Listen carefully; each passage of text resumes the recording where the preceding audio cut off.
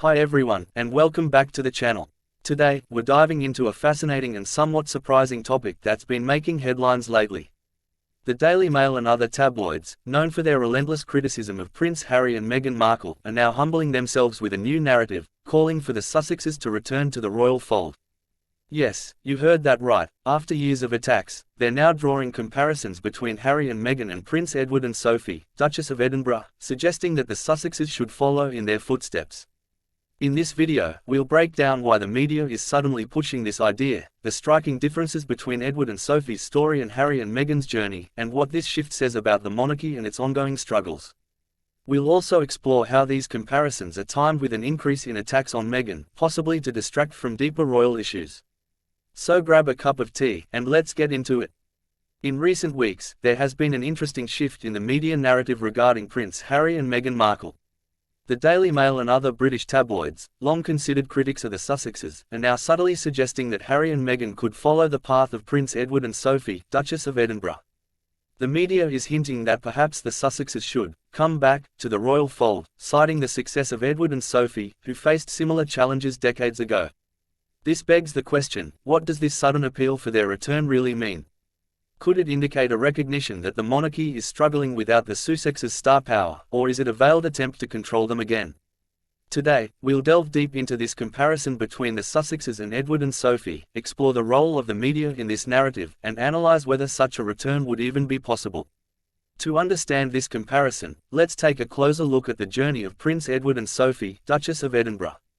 Back in the 1990s, they were often referred to as the modern royals who were willing to blur the lines between monarchy and private enterprise.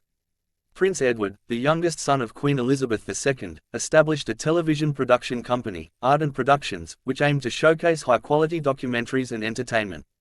Sophie, on the other hand, ran her own public relations firm, RJH Public Relations, and was a successful PR executive before marrying Edward in 1999.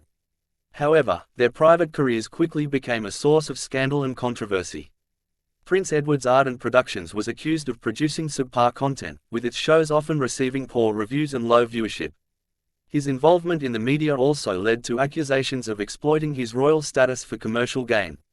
Sophie's situation became even more precarious. In 2001, she was the subject of a tabloid sting operation by the News of the World. An undercover reporter, posing as a wealthy sheikh, secretly recorded Sophie making indiscreet remarks about political figures and even members of the royal family. This fake sheikh scandal was a major embarrassment for the monarchy and raised serious questions about whether Sophie's PR work was compatible with her royal position. Faced with mounting criticism, both Edward and Sophie stepped away from their private ventures by 2002 and committed themselves fully to royal duties. Over the years, they rebuilt their public image through consistent hard work and dedication. Today, they are seen as reliable and low-profile members of the royal family, with Sophie in particular earning praise for her charitable work and quiet support of King Charles III. Fast forward to 2020, and we see echoes of Edward and Sophie's early struggles in the story of Prince Harry and Meghan Markle. The Sussexes' decision to step back as senior royals was partly driven by their desire for financial independence, just as Edward and Sophie initially sought to carve out their own paths outside the confines of royal life. However, the Sussexes' departure was far more dramatic and polarizing. Unlike Edward and Sophie, who faced criticism primarily for their business dealings, Harry and Meghan became the targets of a relentless media campaign that painted them as ungrateful, disloyal, and opportunistic. The couple's decision to relocate to the United States and sign lucrative deals with companies like Netflix and Spotify was portrayed by the British press as a betrayal of the monarchy. At the same time, the Sussexes accused the royal family and the media of systemic racism and neglect, with Meghan revealing in her Oprah Winfrey interview that she had struggled with suicidal thoughts due to the intense scrutiny and lack of support. These revelations widened the rift between the Sussexes and the rest of the royal family, making any possibility of reconciliation seem increasingly unlikely. So why are some in the media now drawing comparisons between Harry and Meghan and Edward and Sophie? The Daily Mail recently ran an article suggesting that the Sussexes should follow the example of Edward and Sophie, who were able to knuckle down and redeem themselves in the eyes of the public by fully committing to royal duties. First, it subtly shifts the blame for the Sussexes' estrangement from the monarchy onto Harry and Meghan themselves. By suggesting that they could return if they simply knuckled down, like Edward and Sophie, the media absolves the royal institution of any responsibility for the couple's departure. Second, it reflects a growing recognition that the monarchy has struggled to fill the void left by Harry and Meghan. The Sussexes brought a unique charisma and global appeal that no other royal couple has been able to replicate. Their departure has left the royal family looking somewhat diminished on the world stage, particularly among younger generations and international audiences.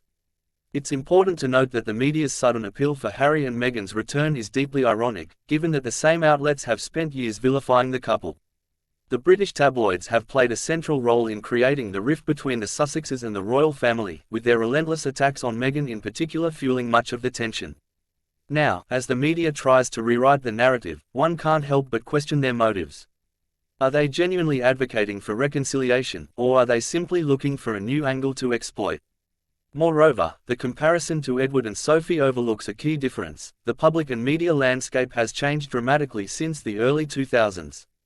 While Edward and Sophie were able to rehabilitate their image relatively quietly, Harry and Meghan operate in an era of social media and 24/7 news coverage, where every move they make is scrutinized and dissected in real time. The idea of Harry and Meghan returning to the royal fold raises a number of questions. On a practical level, what role would they even play within the monarchy? The Sussexes have made it clear that they value their independence and have built a life for themselves outside the royal institution. Would they be willing to give up their private ventures and accept the constraints of royal life once again? There's also the issue of trust. The Sussexes' allegations against the royal family, including claims of racism and neglect, suggest that the relationship has been deeply damaged.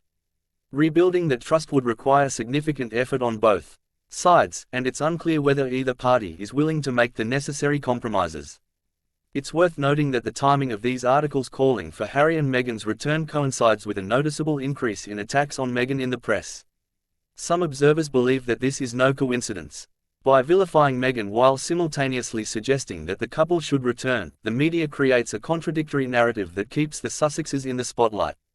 This strategy not only generates clicks and headlines but also serves to distract from other controversies facing the royal family. For instance, recent scandals involving Prince Andrew and questions about the relevance of the monarchy in a modern democracy have largely been overshadowed by the ongoing drama surrounding Harry and Meghan. The comparison between Prince Harry and Meghan Markle and Prince Edward and Sophie, Duchess of Edinburgh, is both intriguing and flawed. While there are parallels in their attempts to balance private ambitions with public responsibilities, the differences in their circumstances and the media landscape make it unlikely that the Sussexes would follow the same path as Edward and Sophie. Ultimately, the question of whether Harry and Meghan could or should return to the royal fold is a complex one, influenced by personal choices, public perceptions, and the evolving role of the monarchy itself. One thing is certain: as long as the Sussexes remain in the spotlight, the media will continue to exploit their story for its own gain, regardless of the consequences for the individuals involved.